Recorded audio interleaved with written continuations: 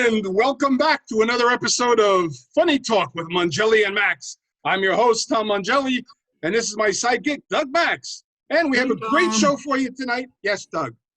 We do have a great show. We have a wonderful comedian with us, Buddy Flip. Hey, Buddy. Hey, buddy. guys, how you doing? Okay, how you doing? Was that me? Made that noise? It's probably Doug's phone. He does that every episode. Okay. Hello, But, Sarah from Infinity Broadcasting? No, I don't want a new cable service. Okay. Sorry. That'll keep her from calling back. So, Buddy, you are a veteran comic. You go way back. Tell us, how far back do you go, and what are your most fond memories in comedy? I started last week, and I hated it ever since. Do you do the whole interview with those glasses on? Because I think I'm being X-rayed or something, or I'm getting hypnotized. You're supposed to feel mesmerized. You're getting sleepy. Tom, you make me sleepy without the glasses. Don't worry about the glasses.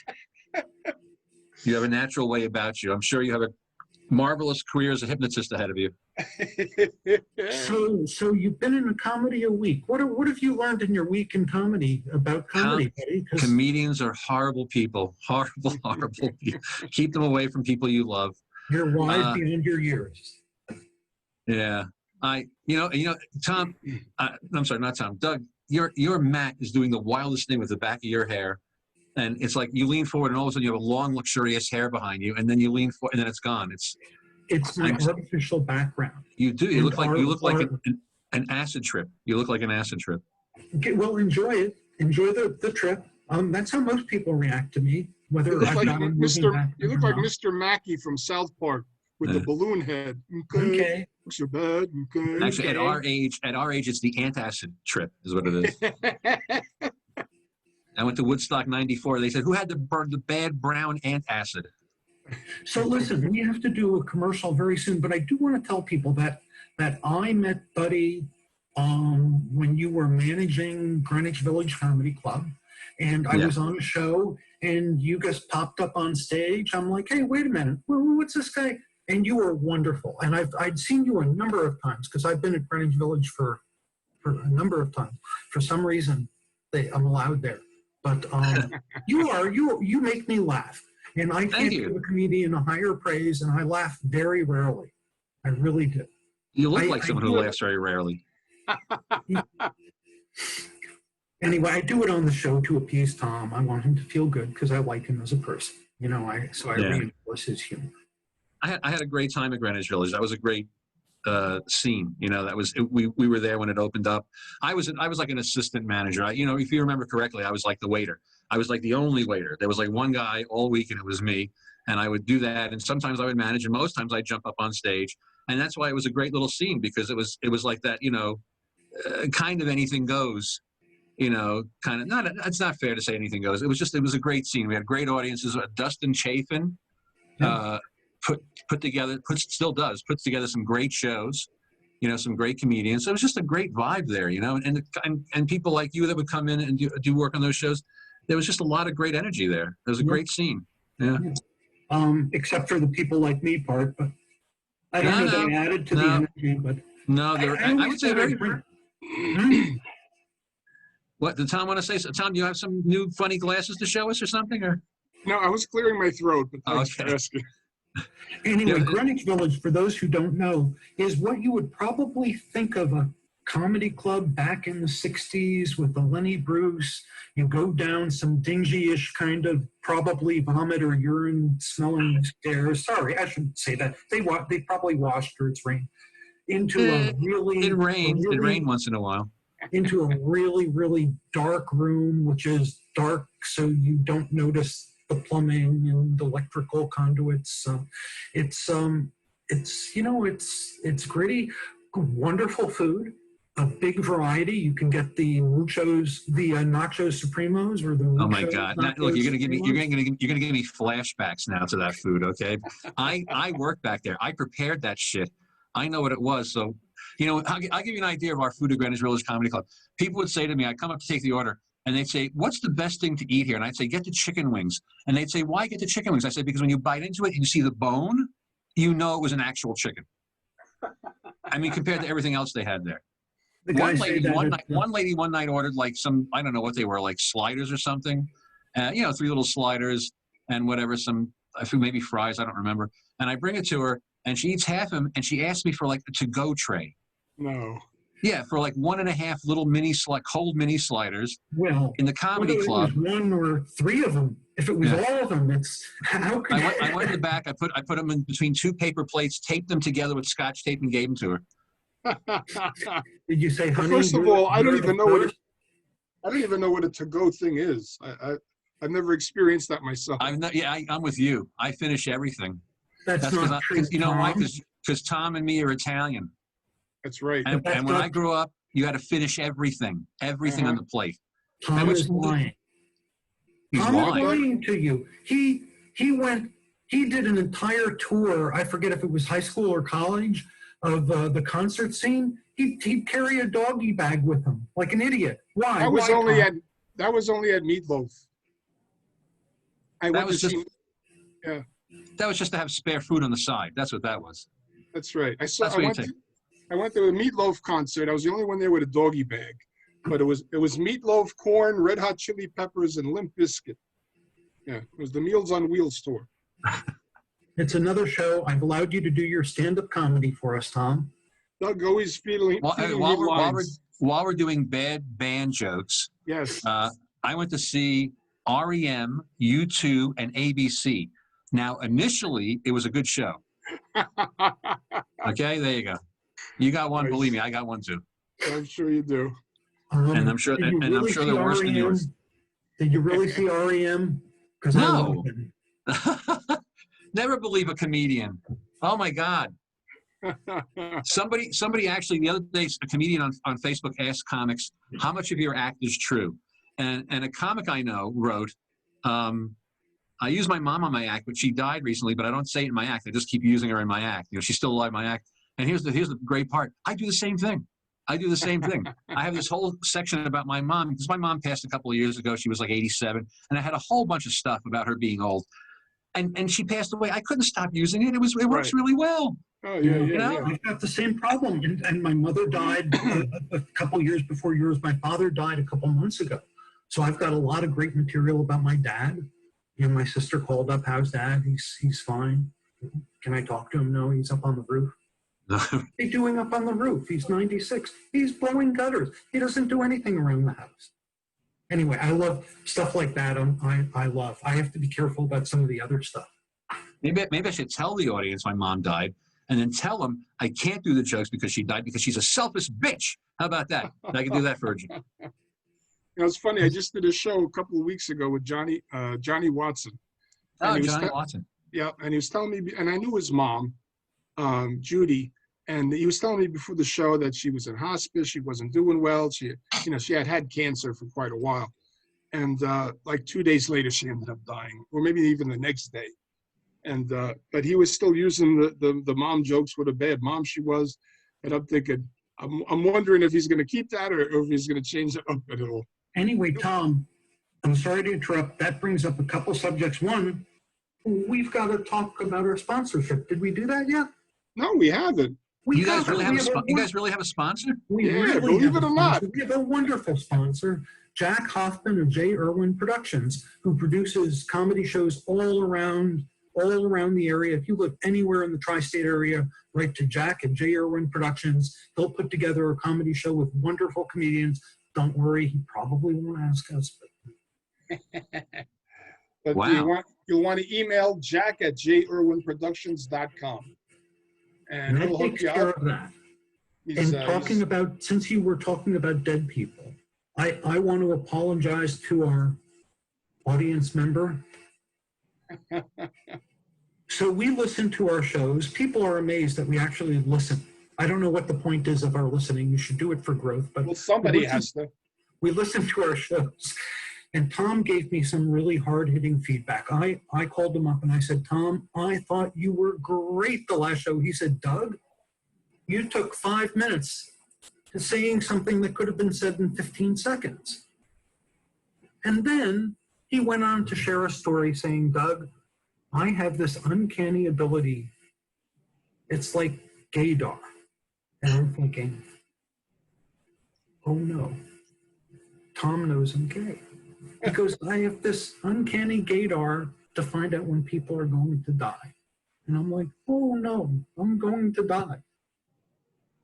Right? And then you pick somebody else, thank God. Yeah, I wasn't talking about Doug. I was talking about somebody else, but I have been able to know when someone's going to die just before they die. And I But he don't know why began or this how. with, Doug, I've never told anybody this. I've got to share something with you. It comes deep from, oh no, what's he gonna? And don't worry, buddy, it's not you. Thank you. If you have any sense about me, don't tell me. I don't want to know. Okay. But speaking of dead comedians, before we went on, Buddy and I were talking about someone who passed not too long ago that was a big influence in my life. I know, and he mentioned his own as well. Dennis Ross. Yes. Dennis Ross. Yeah. And I got to perform with him too. So I'd love to talk about Dennis Ross. I mean, Yeah. he was such a sweet soul. And I was performing with him, I guess, pretty near the end down at the summer. I spent weeks down at the you were Princess with him? Royale. And he would be, before a show, he'd be out on the bench hacking. People walking in for the show are thinking this guy is going to die, and he ends up closing up Yeah, he's the headliner. the show. And I think Buddy. The word you used was perfect. Sweet. Dennis was a sweet guy. I knew Dennis for many, many years, and he was a really good friend, really good guy, really funny comic. Yeah, he was just a sweet guy. He had a lot of health issues which got worse as the years passed, and but he was funny. I remember when I first met him. My favorite thing was when I very first met him was at the Princess Royale. We were doing these gigs down in Maryland, and you'd stay in a house for a week, and then you'd drive to the gig from the house. You'd lived in the house for a week. They had 2 headliners and 2 features. I was one of the features.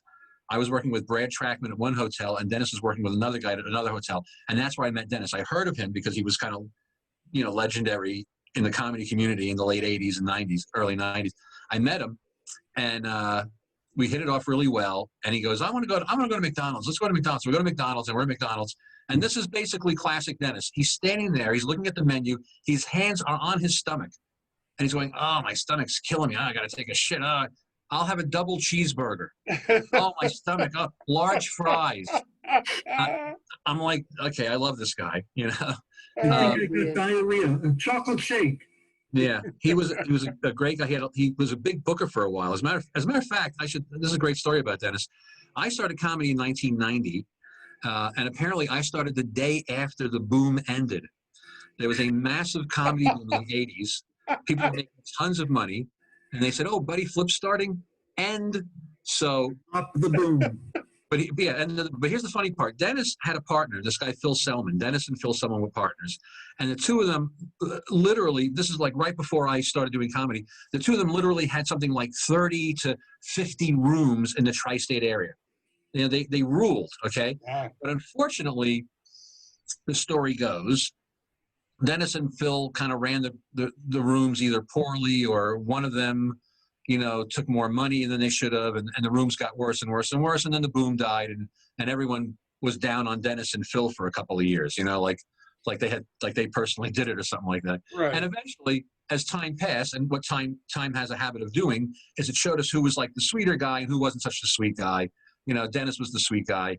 But Dennis had a lot of gigs, a lot of connections, and he gave a lot of guys work. A lot, he had a lot of guys that would drive him. Gary Keshner, I remember, drove Dennis a lot. And Davin Rosenblatt. Yeah, He and Dennis drove would go me. anywhere. It scared the crap out of me. He stopped like in the middle, a mile before a turnpike or a Garden State Parkway entrance. He's like stopped a mile before it and like crept up at a mile as he's getting change out of whatever. It's like, and I'm OCD. I had a hard time with that. And Dennis was really the definition of the road warrior. Like some comics, and it's going to sound rude, but I don't give a shit. Some comics live in New York City, and they'll go to a gig for a weekend in Harrisburg, right? They'll do 2 nights in Harrisburg for the weekend, and they come back, they go, oh, I did the road. I did the road this weekend. They did 2 nights, and they stayed at a hotel. They got all excited. Dennis would go away for a month 2 Yeah. months. He'd drive to Canada. He'd Yeah. drive back from Canada. You know, he'd do weeks where he made almost nothing. I know that because I did that. You know, I stopped after a while. The reason you saw me at Greenwich Village Comedy Club after 27 years of doing comedy was I wanted to slow down and not drive all over the world. Dennis never stopped. He just kept going. And so Yeah. Dennis was a road warrior. You know, the kids would go out and do a show, you know, in Muncie and come home and go, oh, I was on the road.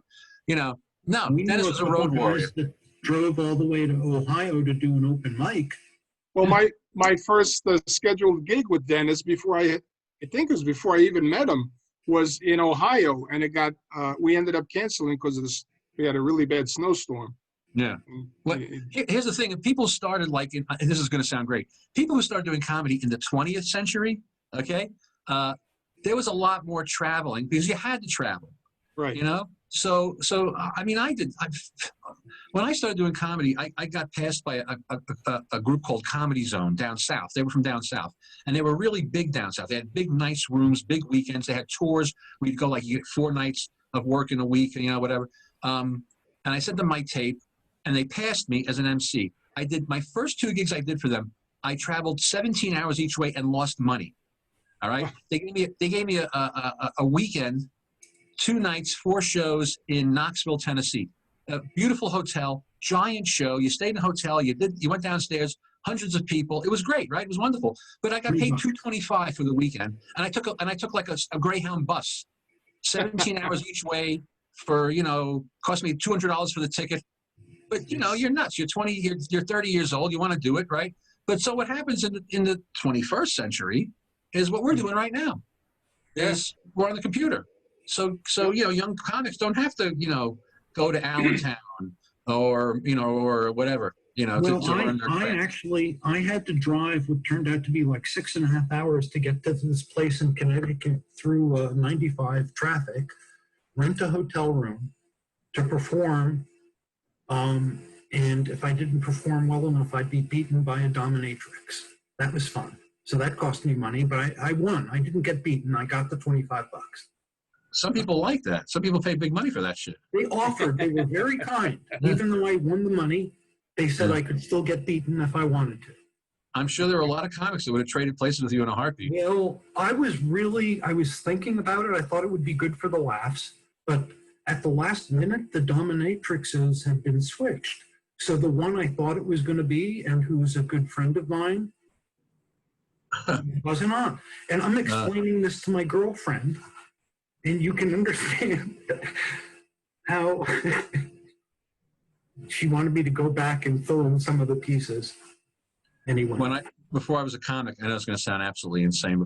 Just before I was a comic, I went out with a girl who was a dominatrix, and we had we didn't have a dominant relationship. Me and her. She actually had clients, and. There's some freaky shit. I'm not judging. How was it when you got out of line, buddy? How was it? Oh no, that wasn't me and her. As a matter of fact, she had clients, and I guess I was the bodyguard. You know what I mean? Like I'd be the big guy in the other room in case you got out of hand. Wow. And That was you? I got paid for that. Tom, if he's not doing that, there's room for a big guy. In the other room. I can't think of anybody that would fill that role better than you. Yeah. and here's the best part. All these years, I never ever once thought of putting that in my act. Isn't that funny? Yeah. Wow. I don't know why. I don't know why. I think dramatic scenes like that. A lot of my comedy, so-called comedy. Okay, I call it comedy, Tom. Don't say anything. Are little. I think of them as like cartoons and scenes. Tom always accuses me of not having punchlines. But, you set up a right scene. I don't care where people laugh, You know what? If you don't care about people laughing, you're going to do great. How could I have survived? That's the beautiful thing about New York comedy. You don't have to be funny. I mean, you have to be funny. You have to be funny for the clubs. Every place else, you don't have to be funny. Being deaf comes in handy. I heard they're closed. Did they close Dangerfields? Yeah. Did you hear about that? They really did, huh? Yeah. Wow. Oh yeah. So tell me again, where are you living? You've moved out west. I moved to Pittsburgh, PA. That's west. Yeah, my wife's from Pittsburgh originally, and we had kids in Pittsburgh, and they had kids, and things happened, and we thought, you know what, this is a good time to move to Pittsburgh. This is about 3 years ago. We moved to Pittsburgh to be close to our grandchildren. Nice. Yeah, because there's plenty of work out here. I mean, Mhm. it's work I love. I'll be honest with you. I always loved. It's going to sound crazy. My favorite gigs: Firehouse gigs, VFW gigs. Those are my favorite. Those are my Absolutely. absolute favorites. I love them more than clubs. I'd rather work them than clubs. That's just Yep. personal taste, you know. And I knew a guy or two out here already, bookers and comics. So when I came out here and I said, "Hey, I'm moving out here," they were like, "All right, fine." And they started using me. Met another guy. Not working as much as New York, because there's so many different places to work in New York. But I'll tell you the truth. Everything's my opinion, right? But this is the truth. The gigs here are so much better. Are they? Yeah. Here's the deal. I'm just going to say it, okay? I got pretty sick and tired of getting booked at Comedy Cove and showing up and having 12 people in the fucking audience. All right? And not just Comedy Cove. A lot of places in the tri-state area, you don't have big audiences because there's so many different shows going on. There's so many options. That's why you love the VFWs, right? The Firehouses, because everyone's going. It's a special event. And they rarely go. And they all know each other, right? So Right. there's this great sort of community amongst the crowd, and they're all there for a good reason. Yep. Even a comedy club is a collection of strangers who may or may not be in the mood to laugh.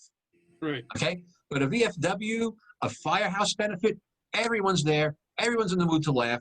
And let's face it, honestly, no political correctness at the Firehouse. Okay? Yep. So if you're a 60-year-old guy who wants to do jokes from the 20th century, that's the place for you. Yep, If you want absolutely. to go to the Improv here in Pittsburgh, then you got to do what they like at the Improv, and that's fine too.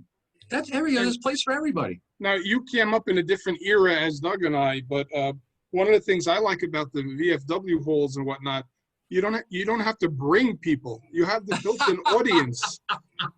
Bringers suck. Yeah, But something you talk about that demographic for you guys, I have to fight against it because I had a bad experience in Pennsylvania in an Elks Club with the sociopath Johnny Watson, and we arrived like 2 hours early, and there were 2 tables of people waiting in this huge Elks Club lodge. right. Every time I looked up, they were looking over at me, and the couples, they were pointing at one another and looking over at me, and I knew they were like, "He's a Jew, right? No, he might be Italian. No, I think he's a Jew." And I know that's what they were thinking. And it was early on in my career, and it threw me off my game. And now I'd probably deal with it a little bit differently and call them Nazis. And Can I give you one word advice that will change everything? One word. You ready? Smile. When I started doing gigs, let me tell you something. When I started doing gigs, I have a I have whole a look. girlfriend. I don't need to hear that from you too. Okay, but here's the deal. I would go to a gig. I'd walk in. I have a guitar in my back. I'm wearing all black. I had a pompadour like Elvis when I first started. And I'd go to Mechanicsburg, PA. And I'd walk in, and everybody there, plaid shirt, beard, John Deere cap, and they would look at me like I was a fucking alien, Uh-huh. So, and for a long time, I'm not even gonna lie, for a long time I was very tense. I would do a show. The show would go well, okay, and then after the show, everybody would be my friend. After the show, they'd be like, "Hey, you're a funny guy." But when I walk in, it was the evil eye all over. So I don't know where it started or how it started. I don't remember. A lot of drugs. And I was at a gig one day, and somebody walks by me. I'm just there, and she looks at me, and I smile. And you know what she does? She smiles back. Mhm. And so I'm like, huh. So I start smiling. I walk into a room. I don't know anybody, no matter what I look like, no matter how weird I look. If they look at me, I smile. And they look and they smile back. And all of a sudden, that whole feeling of I'm the alien in the room starts to dissipate. Right. Tom knows this. I hate people looking at me. So becoming a comic was the right move. Yeah, really. We worked on that opening. Like I get up and I'm like, "You looking at me? What did I do?" No, but seriously, your first job as a comic is to win over that audience. You have to get them to like you. But the smiling isn't remember, the smiling isn't when you can smile on stage. I'm talking about when you walk in the room I and know. no one knows you, and they I all know, give you but- the stink eye. One of the reasons I like the the Elks Lodges and all of that, is I like to mingle with the audience prior to the show and get a feel for them. Actually, I eavesdrop on conversations to hear what type of people they are, what they're talking about. I stay away from the audience. I stay away from them. No. Yeah. You know what I do? If I go to a place, I look at the place. I scan the place. I scan the room. I look for anything, the design. Is there a lot of wood paneling on the And a lot of times I'll go up and the first thing I do is I'll make fun of everything. And myself, very important. Make fun of myself first. Right. Once you make fun of yourself, then it's fine to make fun of them. Yep. So that's another great thing about Elks Lodge. I'm such a hack. The great thing about Elks Lodge and the VFW is like you go up there and go, hey, this is a fucking loser gig. Look at me, hey, and everyone laughs. It's funny because we're all in the middle of nowhere. We're all big losers together. It's a lot of fun, right? It's not like you're at the Improv. Oh, look, I'm at the Improv. I can't make fun of being at the Improv. It's too fancy, right? But if I'm in the middle of nowhere's land, I go, geez, I'm going to fire my agent. Look at this fucking place. I went to a gig once in Jersey. The place had a nautical theme. You know what I mean? Nautical. It had like the portholes and the steering wheel in the fucking bar. And I spent 45 minutes just talking about this ridiculous. Sometimes it just hands it to you. I always walk up. The first thing I always do is I always look at thing and I go. You know what I wanted? I said I wouldn't work here unless they gave me one thing: wood paneling. I need wood paneling to work. Of course, the place is surrounded with wood paneling. Everyone laughs. Again, here's another hacky thing I always do. Super hack is I find out not everyone does this. I shouldn't say that's rude. You're in a town and you find out the name of a town nearby everyone makes fun of. It's such an old thing. Yeah. And you walk up, you go, hey, next week I'll be in this place. And they all go, oh my God, that place sucks. That's so funny. People love that shit. When I was 21, I went to see George Thorogood. You know George Thorogood. I went to see George Thorogood we were in Uniondale, Long Island. Right? Mm-hmm. And George came out and he's playing the guy. He goes, hello, Hempstead. Hempstead's next door. He got the name wrong. And I'm like, holy shit, he does this in every town he goes? That's what I suddenly figured out. He does this in every town. He just hears some name right? And we're in the audience screaming, we're in Uniondale, you asshole. He's going, hello, Hempstead, Uniondale. Halfway through the show, he's like, oh, Uniondale. Hell yeah, right. Now you know where you are. Okay, great. Yeah. Thank you. One bourbon, one beer. Kill yourself. So I had one of my funniest moments because I noticed something that a person in the room was doing. He was putting on chapstick. It was the biggest person in this room. And I'm like, as I'm scanning the room, I see this 6'8" tall, huge monster. And I'm like terrified of him. And then he put on his chapstick.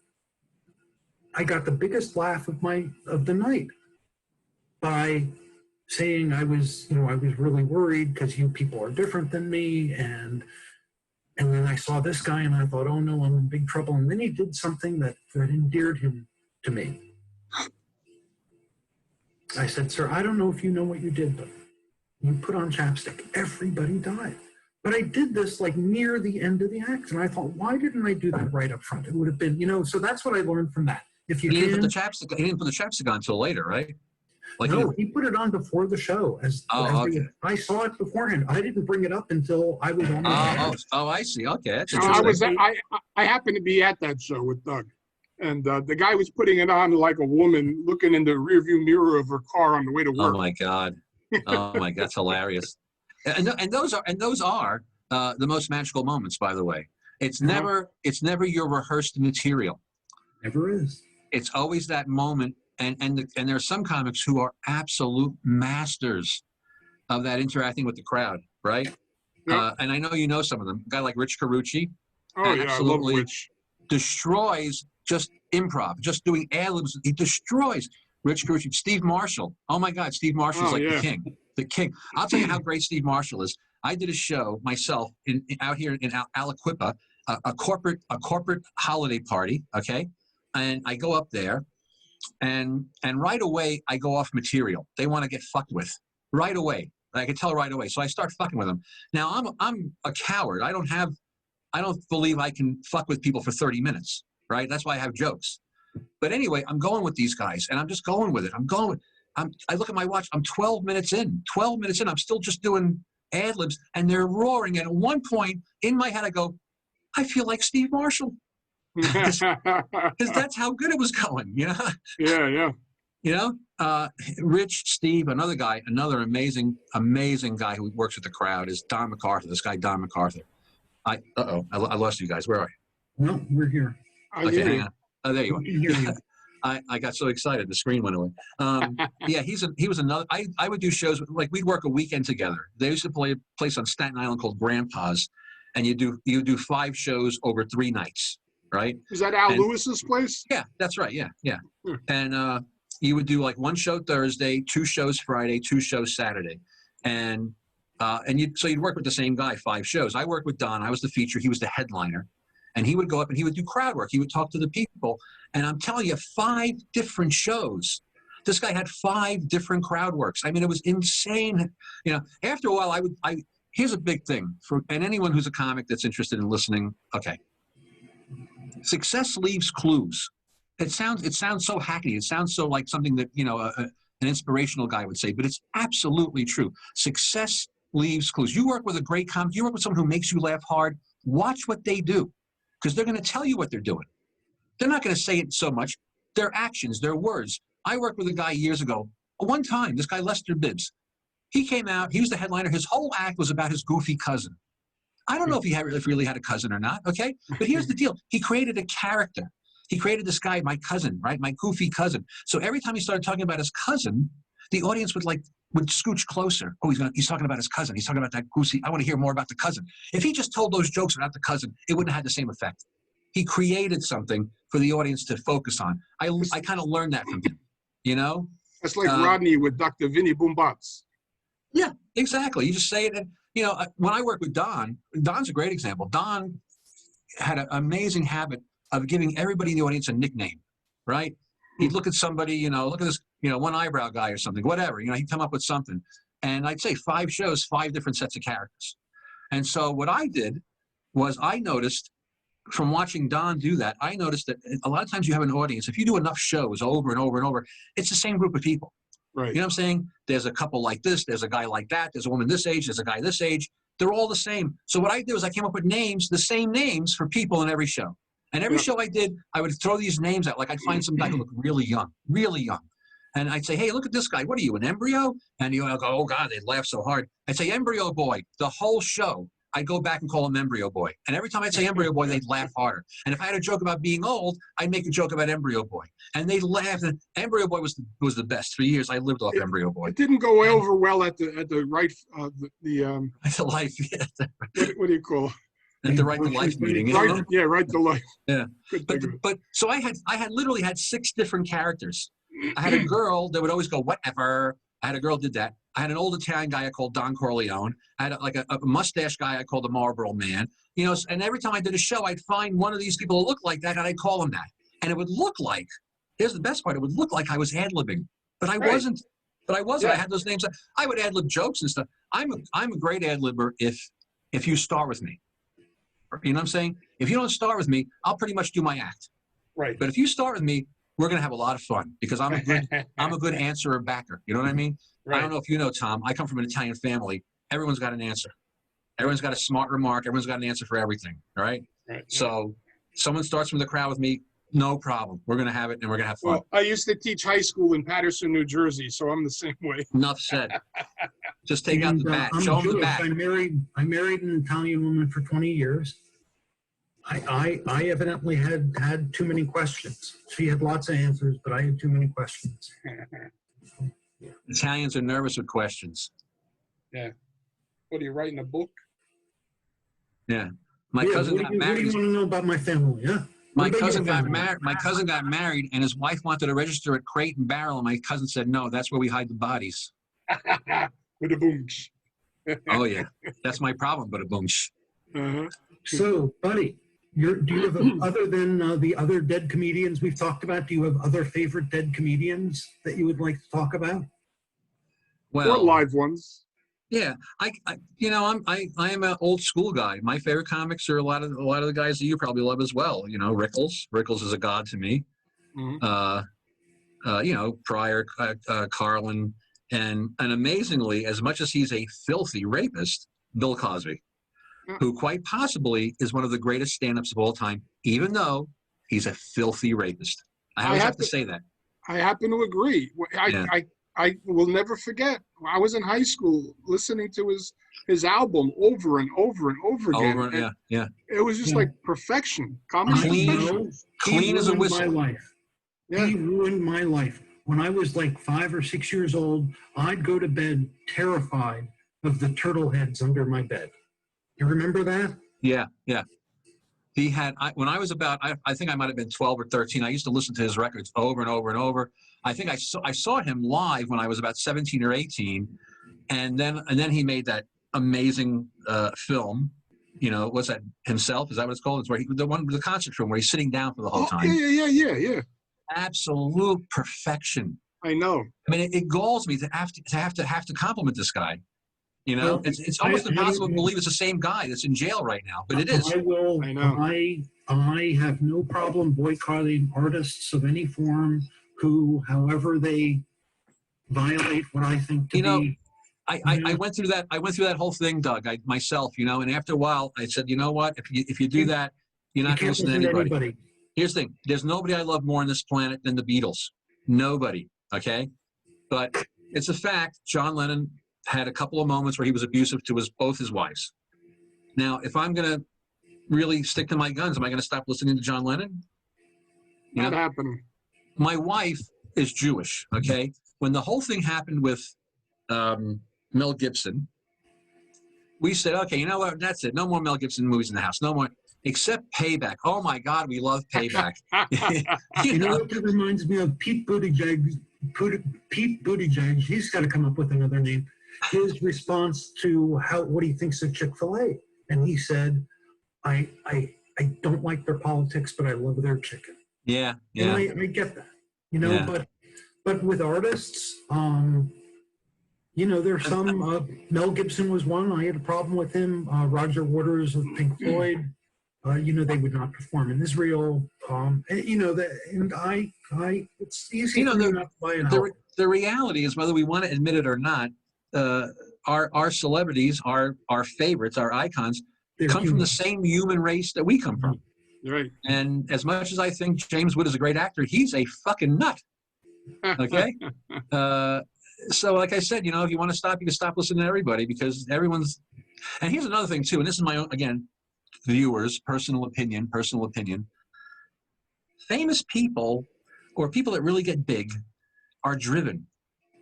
I've met a few people who've gotten big over the years, a couple, and they all share one thing in common. They're insanely driven, right? They don't care about their relationships. They don't care about their jobs. They don't care about anything. Their focus is laser. There's no stopping, okay? And that doesn't mean, by the way, that you guarantee you're going to make it. That just means you need that focus to make it. You climb over the bodies of people to get where you want to go. So kind of like, you know, why are we that surprised when we find out that they're kind of nuts or that they're kind of selfish or that they're kind of mean? You know, their whole life has been dedicated to forging forward to get what they want. Right. You know, I'm not, you know, stipulated all of what you said, but there are a number of well-known examples of people that have climbed to the top who are incredibly wonderful human beings. Absolutely. Because we all come from the same gene pool, and then you're going to have nice people and bad people. Being famous, I did a gig once, and I saw a guy in a wheelchair smoking a cigarette. I got offended. This is a million years ago. I'm thinking to myself, why are you smoking a cigarette? You're in a wheelchair. You're not crippled enough. Who am I? Then I thought to myself, who am I, right? Who am I to say that or to think that or to judge that? Who, right? The guy wants a cigarette. Have a fucking cigarette, you know? As I got older, the best thing I learned was, you know, you do your thing, I'll do my thing. If we don't get in each other's way, excellent. That's exactly the best, you know? Yeah. I've always lived a live and let live lifestyle. Well, everyone lives and let lives until they can't. And then suddenly everyone's upset. I would say this thing, everyone loves a joke until they don't like it. Right. You know? Do you have a favorite joke? Do you have one that always, do you, either yours or someone else's? I have a joke I love that I actually, and this is horrible, comics are going to scream when they see this. Once in a while, I do this joke in my act. All right? Isn't it? That's like a cardinal sin. Comics are not supposed to do jokes. You're not supposed, oh my God, that's a hard. But you know what? That's what I mean. We're here to have a good time. You know what I do? You're going to make Tom get upset. I do it.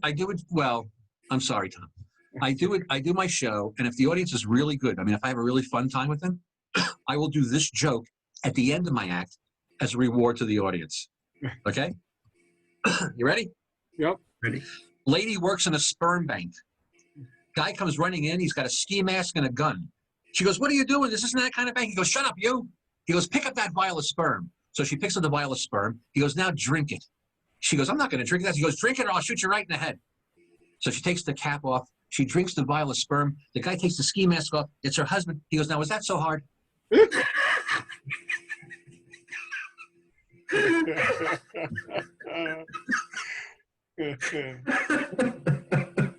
That's good.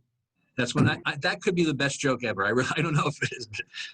I'll do that at the end of the show, and the audience will fall out of their chairs. I mean, fall out of their chairs. And again, you know, we're not supposed to. So what can I You tell know who you? was famous for telling jokes was we mentioned him earlier on in the show. Jeff Parami, Jeff Rat Fat Bastard Parami. Right. Yeah. Well, Jeff would tell great stories with tons of punchlines in them.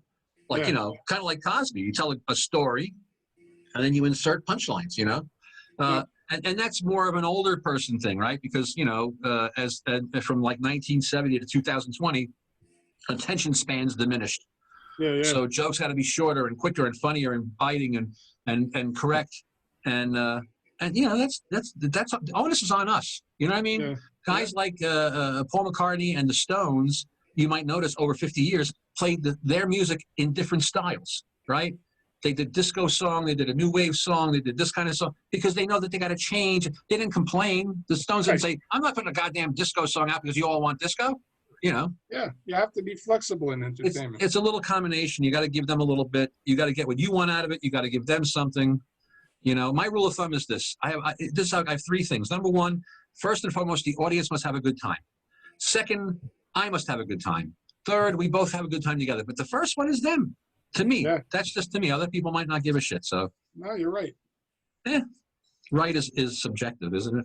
Well, yeah. We just have to think alike. Your joke reminded me of it's a very similar form to one of my favorite old, I don't know how old it is. The way I tell it is my rabbi came up to me after services and says, "Doug, you look really upset. What's the matter?" "Rabbi, I think my wife is trying to poison me." He goes, "Oh, I'm sure it's nothing. Let me talk to her." So the next week after services, the rabbi calls me over. He goes, "Doug, I talked to your wife.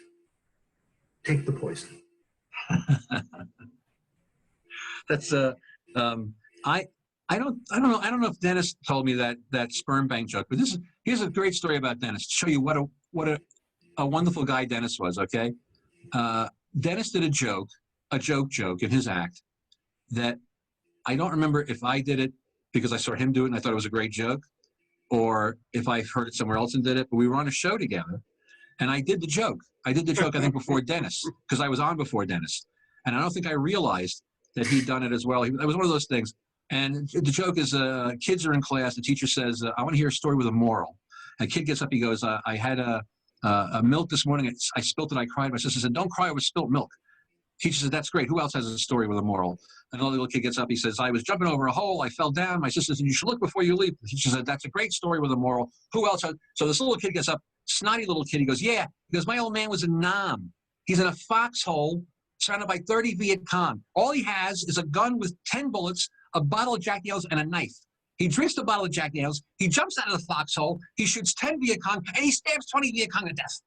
The teacher goes, "What's the moral of that story?" The kid goes, "Don't fuck with my old man when he's drinking." That's before my sperm bank joke. That was my favorite joke. Anyway, I do the show with Dennis. I do the joke, and after the show, we're together in the hotel. He says to me, he goes, "You know, I do that joke too, man." And I was like, "Oh, I don't know if I remember it or whatever." And he looks at me, he goes, "You do it better than me." You will never hear a comic ever say something like that, ever. Really? Except Dennis. Yeah, no, he was a special guy. I did a lot of work with him toward the end of his life. I was basically his valet. I drove him everywhere. You know, now he can call Uber or Lyft. Well, he would have to call forklift, but that's besides the point. Oh, Tom. No, but he was very gracious with up-and-coming comics, very free of sharing contacts, names, and numbers, and, "Oh, you should call this one, talk to that one, mention my name, yada, yada." And I was able to network, you know, quite a bit from our conversations. Driving was a big thing. I don't know if it still is, but when I was starting, driving was big. I used to drive Al Martin, the owner of New York Comedy Club and Greenwich. I used to drive him around to pass out tickets at nail salons for comedy shows. I drove Angel Salazar to gigs. I drove Chris Rush to gigs. Any headliner. That's how I got work with a lot of agents. They would hire me to drive the headliner. Yeah. You know, as a matter of fact, there was a guy in Pennsylvania, Steve Bix, had a ton of work. I drove Frank D'Amico. We were talking about him. I drove Frank 3.5 hours each way just so I could do a 7-minute audition for the booker. Yep. And I did. I passed, and the guy hired me, and I worked for that guy for 15 years. Wow. I went from MC to feature to headliner over 15 years for that guy, all from Nice. one audition with Frank D'Amico because I gave him a ride, a 3.5 hour ride each way. This time I drove a comic 3.5 hours one way to do 5 minutes. Yeah. I got looked at like a Jew for an hour and a half before the show. Then you should have went up, and that should have been your whole act. Is the whole, you know. I know. And actually, I did have another show, Tom Was At It, where the MC was introducing me. And right before he brought me up, he complimented the diversity in the room. They're men and women, they're blacks and whites, they're Christians and Jews. And this drunk woman in the front row stood up, pointed at me, and said, yelled out, "That's one." So I was introduced. That was my, and Doug Max. You should have walked up and said, "I want to thank Ilsa from the SS for introducing me." I actually got up and I said, "I want to thank you all for such a warm welcome." Was And that the hair? the Just hair for that, I'm salon? not doing. You should have said, "Just for that, I'm not doing your taxes." I looked around for exits and I asked if anybody noticed any Nazis coming in to please let me know, because the door was behind me. Oh my God. You should have looked for Anyway, Hannah next. but I loved, everybody died. I buckled over laughing. And so I got 5 seconds before I got up, I'm cracking up. You know, I obviously knew she didn't quite mean it to be as it came out. He was good at identifying Jews. A lot of people are good at that, you know? She probably hadn't been at a lot of bar mitzvahs growing up. I've done a couple of gigs over the years where I'd be so I remember doing a gig in Ohio. I remember doing a gig in PA where I'd be talking to a club manager or an assistant manager, and they'd say something so totally racist, and I'd be like, you know, your mouth opens, you're like, I have to go stand over here for a while, excuse me, and just walk away, because did you really just say that to me? You don't even know me. How could you say something like that to me? You don't know what I am. I did a party in Brooklyn, of course, right? Brooklyn, some guy's backyard.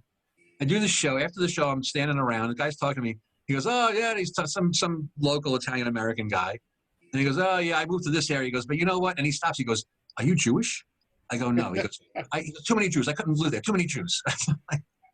He asked me. That was the best part. He asked me first. Like if I said yes, he would have said, "Oh, nice weather we're having." You know. Yeah. It never No. ceases to amaze me what people will say to you. They don't even know you, and the shit they say. I grew up in North Jersey, and I recently moved to South Jersey. I'm in Lakehurst, and it's funny, you don't get a lot of Italians south of Tom's River. I don't know why that is, but I noticed that the audiences down in like the Delaware Valley say, look at Italians and North Jerseyans, as Doug was describing about a woman looking at a Jew and pointing. It's weird how they. I live someplace where you go to the Eaton Park and you say, "What kind of soup do you have?" And they go, "We have Italian soup." Right. Yeah. What the hell is that? Yeah, Italian soup. That's the best. That's like having a Jew attorney. Yeah, right. Or yeah. Well, you know, it's funny. What's funny is that that you'll find that when you go out there. But for a comedian, that's like the things we have to avoid now is all the ethics stuff, which was basically the tip of the spear for like 60 years for comedians was ethnic material. So, you know, Really? because, well, we all come from, I'm 60. I'm the child of an immigrant who came here, you know, and my whole family, a lot of my family came here during the famous immigration waves. And so that's all it was for like in America for like, you know, from like the turn of the 1900s to the whole century was ethnicity, was racist and stuff. Not racist. It was ethnic. Stereotypes. You know, like a lot of people will watch an old Marx Brothers movie, and you don't realize when you watch an old Marx Brothers movie that Chico Marx, Leonard Marx, a Jewish guy playing an Italian, okay, is basically one of your few throwbacks to an era when comics performed as ethnic stereotypes. Right. You know, and that's because that's the culture. If you go Yeah. back to New York City in 1900, the cops called people by their ethnicity. The cops called you a Mick or a Kraut or a Wop or a Dago or a Heeb. The cops would call you that. Hey, Heeb, get off the corner. Hey, Dago, you know. And so it reflects in How else comedy. am I supposed to know they're talking to me? In one show before he's actually named Chico, before they actually call him Chico Marx, he has one show on Broadway where his name is Willie the Wop. Really? Literally, Willie the Wop. Yeah. Wow. Oh, by the way, Because- I'm gonna be the dick to say out loud. It's pronounced Chico.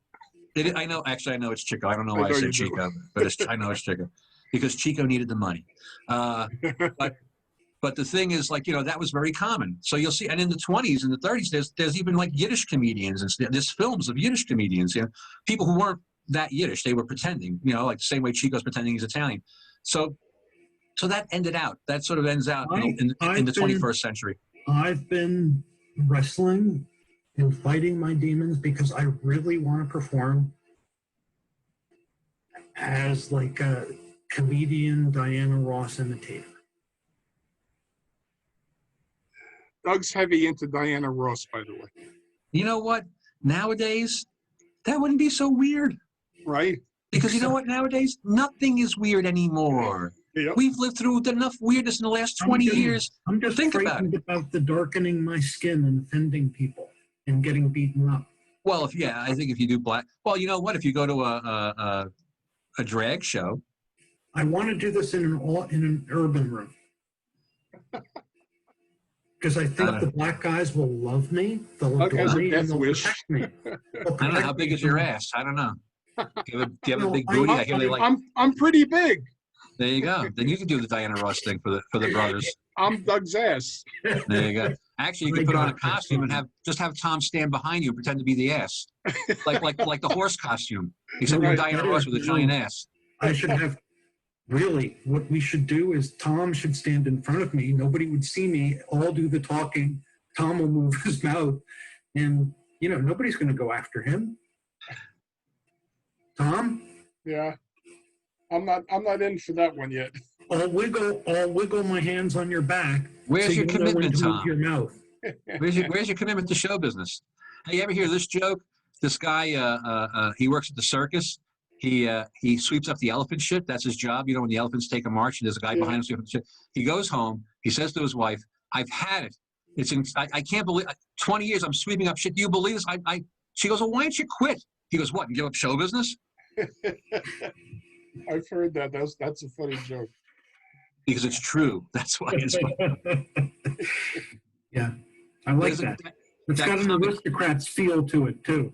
The comic Mark Maron has a great joke where he says, the thing about being a comedian is you don't know, is that it takes about 10 years to become an overnight success, and you don't know which one you're going to be until about 10 minutes before. So yeah, it's a weird business. Tom and I are both in this 8 years. He's had much greater success because he's far more entertaining and approachable. I tell stories about dogs having orgasms, and people are like, "Yeah, I like Doug." Here's how I qualify. Here's how I qualify things. If you guys are on the same show as me, you're not doing as well as you think. Buddy, Tom and I have always had a little. We had a battle for a while, and we're settling in. But I always wanted to have people on our show that I've always enjoyed my interactions with, however long they might have been. Now, you know, our interactions weren't great. I remember you'd given me some advice. I can't remember the advice, but it was good. Probably quit. Probably it. How about this? When I was 18 years old, I worked in a pizza place, right? I was in a band. I had a drum set. I was so excited. 18 years old, I got a drum set. I'm in the pizza place. 1978. Who walks in the pizza place? Liberty DeVito, Billy Joel's drummer. 1978, right? This is big. He comes. I'm like, "Oh my God, you're Liberty DeVito. Oh my God, I just got my drum set. Oh my God, please just give me one little piece of advice." I swear to God, he goes to me deadpan. He goes, "Quit." I go, "What?" He goes, "There's too many drummers, kid. Just, are you serious? Too many drummers, kid. Just quit." I was like, "What a dick! What a dick!" But before we run out of time, I wanted to ask you: have you ever worked with Uncle Floyd Vivino? I did actually. I did work with Floyd Rivino once. It was an unpleasant gig, not because of him. No. It was an empty gig. There was nobody there. That's what it was. Remember, I was saying there's always gigs. You do a gig here, right? Because there's not as many gigs. So you do a gig here. You show up. There's 300, 400 fucking people at a firehouse. Yeah. I did a show at the end of last year. They had 400 people. I did a few shows. Now you're going to hear what the real story is. I did a few shows, 300 people. I sold so many shirts. It wasn't even funny. I mean, it was like I had a store. They were just coming by buying. Oh my God, it was incredible. Incredible. Yeah. I can't wait for shows to come back with the you were talking before about how many rooms Dennis and his partner rent. Now it's how many parking lots do you book?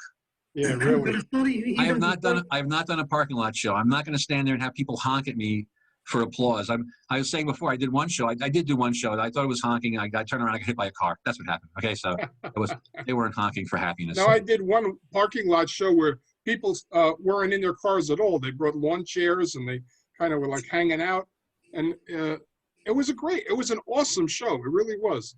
Now I see some comics, and now I'm going to sound like a real pain in the ass. I see some comics posting pictures of shows indoors. Okay, let me tell you something. I understand that I'm 60 and another comic's 30, and the 30-year-old isn't that worried about it.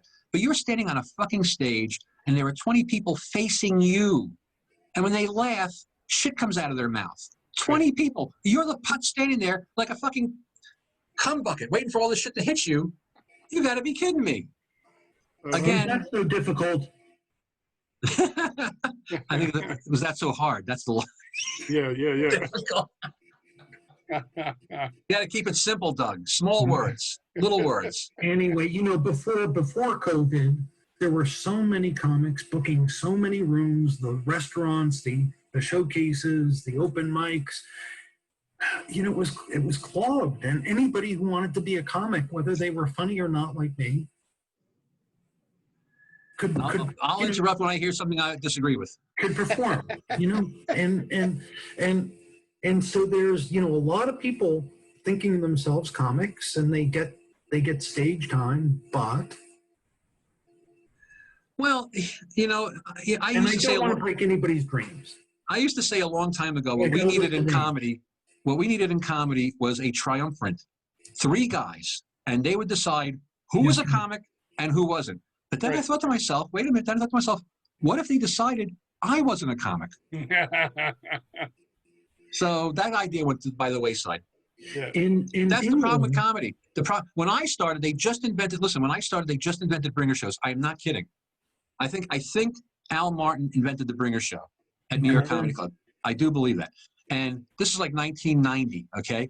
And I remember older comics than me who started in the 80s, who absolutely thought that me and everyone else who did bringer shows we were not comics. We were people that had 3 friends, and that's why we got on the stage. And believe me, at the beginning, everybody before bringer shows seriously poo-pooed all the bringer shows, because suddenly you went from, if you wanted to be a comic before the bringer show, you had to go to the club and beg them to let you get on stage and try out. That's how you did it. You had to go to the Improv and beg them to get on stage. You had to wait there. Maybe you didn't get on. You had to wait there all night. Whatever. Then suddenly you bring 3 friends. Hey, and I know that we've seen lots of people bring 3 friends a bunch of times, and they thought they were a comic. They would talk about it like they were a real performing comic. I've seen guys at bringer shows telling the audience they were getting paid. I know they're not getting paid. They want to convince the audience that they're professionals. Here's the thing: very few people are professional comics. Very few. Yeah, because I used to work at the club, and I would meet a comic. I was like 52, and I'd meet a comic. He's like 19, and I'd say to him, "Listen, here's the deal. You can make a living as a comic. You can make a living as a comic, but that living does not include a wife, a house, children, college. Doesn't include it. Right. And if you want to make that choice, you can make that choice. But don't think you're going to go out and be making $80,000 a year. Leagues, and it's less than that. The number of comics that have ascended. The Jerry Seinfelds and Larry Davids are very that's like winning the lottery. I'm talking about guys who work regularly around the country who might be actually earning $60,000, $70,000, $80,000 a year, touring all the time. That's it. Right. And even that's not a gigantic group of guys. I'm not lying. I had maybe, literally I might have had maybe 10 or 12 years where I supported myself as a comic. But I also did things like I produced shows. I would make money from producing shows. I taught workshops and made money from, there's no other reason to do it other than you love it, right? I mean, everyone gets into it thinking they're going to get big, and then you either figure out that you're not going to get big and I'm still going to do it because I love it, or I'm not going to get big, fuck it, I'm going to do something else. My line was always, I didn't get into comedy for the fame or the money. I got into it because I have serious psychological problems. Oh, I thought you got into it for the women. Yeah, I can't say that anymore because I have a girlfriend. So I actually, if I have time, I actually became a comic by accident. Did you? I lived in the Lower East Side of Manhattan, and I had a goofy musical comedy act. Well, not a comedian. It was a musical. I had an outfit, and a whole outfit like Elvis with the glasses, and I had a guitar, and I sang song parodies. That's what I did. I had 3 song parodies, and I was at a gig with a friend of mine. He was doing a gig. He invited me to come and do the show with him. We sing songs together. He was a singing cowboy. I looked like Elvis, and he looked like a singing cowboy. And we would sing like "I Got You, Babe," Viva Las Vegas, stuff like that. So there was a comedy club was upstairs. New York Comedy Club originally was on 49th and 2nd upstairs from this bar. This girl comes down, Debbie Cops. This girl comes down from upstairs, sees me doing my song parody. She goes, "Hey, there's a comedy club upstairs. You should come upstairs. You'd be great. You should." And I'm like, "Okay." I walk upstairs. The comedy club's packed. Fucking packed, right? She says, "This is Al Martin. He owns the club." He looks at me like I'm from outer space. I got a pompadour. I got Mr. T jewelry. I got a double-breasted blue 70s seersucker suit on. And he goes, "All right." He literally goes, "All right," puts me up. First time ever, puts me up. And the place is packed. I go up, I do 3 song parodies, right? Like one was Downtown by Petula Clark. I called it Homeless. It was about homeless people. So I do the song. I'm telling you, I'm not kidding. I crushed. I destroyed. They were dying. They said, Al says to me, "Come back tomorrow night." Yeah, come back tomorrow night. Do the same thing. I come back the next night. I did the same exact act. I died like a dog. Nothing. People, they were looking at me like I was from outer space. And the worst part was because I'm a musician, right? At the time, I'm not a comedian. I have no banter. I have no words. I just have the song. Like I do the first song, silence. I mean, silence. And I go, "Okay, here's the next one." And silence. It was embarrassing. I got off the stage, people were backing away from me like I was radioactive. I always thought that was a sign of respect. Yeah. Al Martin, to his credit, because I also did a few TV song themes. That was a weird thing I did. I didn't do parodies. I would just go up and sing Gilligan's Island or the Brady Bunch or something like that. And Al thought it was kind of kooky. So Al, to his fucking credit, Al goes, "You know what? Come back once in a while on a Saturday night, and I'll throw you up in between some of the comedians, and you do a couple of those crazy song things." Like 2 or 3 months, you have me coming on Saturday nights. And then I'm on the stage, and I'm doing a song or something like Gilligan's Island song, and I stop, and I say, and I make a joke, right? I say something about the song, and they laugh. I'm like, "Oh, my God, they're laughing at the words." Now you're bitten. Yeah. So, and then after 2 or 3 months, he got, like everybody, he got tired of the novelty, the Elvis guy with the TV songs. And I said, "What should I do now, Al?" He goes, "Why don't you do some bringer shows?" I did some bringer shows, and then I produced my own show. That was a big thing. That was a big thing. I produced my own show for about 1.5 years, 2 years, the Buddy Variety Show. I would have all these crazy people on the show, like Crazy Like Me. And I did it at the club for 2 years. I got in the club. I became passed. I knew everybody. It was good. It was really good. But it was a total accident. I was not like, I always feel bad because I meet so many comics who were driven to be comics, and yeah. I just fell into it. Mm-hmm. That's an amazing story. I don't think there are many comics out there who could claim a similar start. Tom, do you think if I sang opera for Al, he'd put me up in the middle of a comedy show? I hope not, for his sake. Maybe one of those parking lot shows. Yeah. In the parking lot. And I could dress up like Diana Ross. Right, and Tom could be your big ass. Tom could be your big ass. I've always been. Well, you can continue being his big ass. Actually, you can Anyway, literally be his big ass. Guys, we could talk. We could keep on talking. Yeah. But we've learned our audience member stops listening after like 5 minutes usually. We didn't mention that, buddy. I'm sorry. That's okay. I read something a long time ago that said podcasts and stuff. Almost all of them have an average of 1 viewer. Yeah. Our viewer is on dialysis, and he's finished with his treatment. There you go. So We have And to we sign got a out. call from Jack Hoffman who says, I'm not paying for this part. I'm not paying for this part. You And just that's stop it right Jack now. Hoffman of J. Irwin Productions. Write to jack@jirwinproductions.com for a comedy show anywhere in the New Jersey area. And tell them Angeli and Max sent you. Yeah. Tell Yeah, him. don't mention me. Tell him Buddy Flip also encouraged you to write to him. Tell if they enjoy this, my name's Buddy Flip. If they didn't, my name is Sinbad. There you go. Oh my Buddy, it God. was really good seeing you again. It was good to see I you, always Doug. enjoyed having you down in Greenwich whenever I went in there. So I I miss always seeing enjoyed. you. It was always a nice memory. Greenwich is a wonderful memory, and I appreciate me being on the show. And it was a lot of fun. And I get a chance to just blather on about myself for an hour, so I appreciate it. My therapist will thank you. Well, we'll cut out the parts we didn't like. It's Jack Hoffman. End it now.